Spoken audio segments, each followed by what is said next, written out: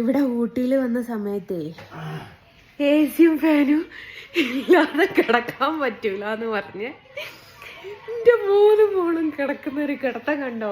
ഇവളെ ഞാൻ ടൂറ് കൊണ്ടുപോകുന്നതാ. പൊന്നാര ഗായ്സ്, ഒടുക്കാമത്തെ തണുപ്പ്.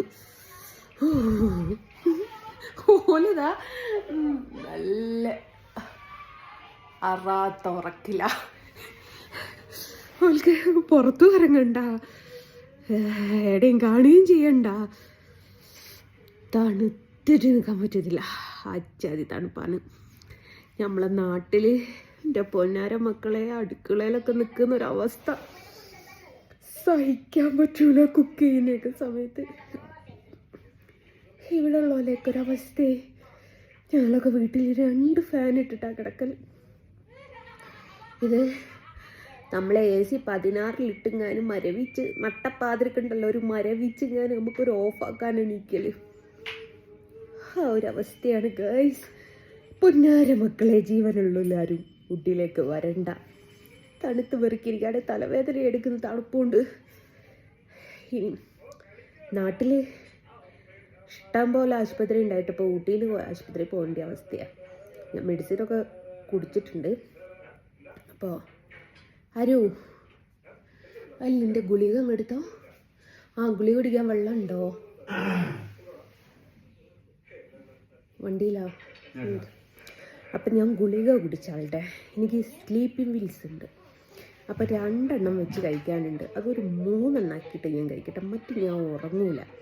ഇന്നലെയോ ഞാൻ ഉറങ്ങാൻ ലേറ്റാക്കി.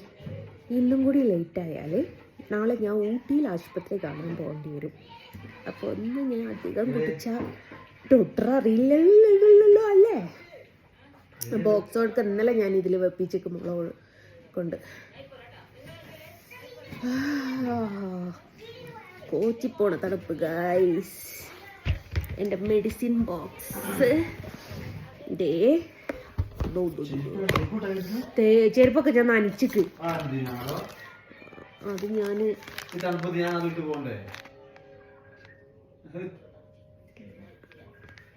എൻ്റെ സിറ്റുവേഷൻ എന്താന്നുള്ളത്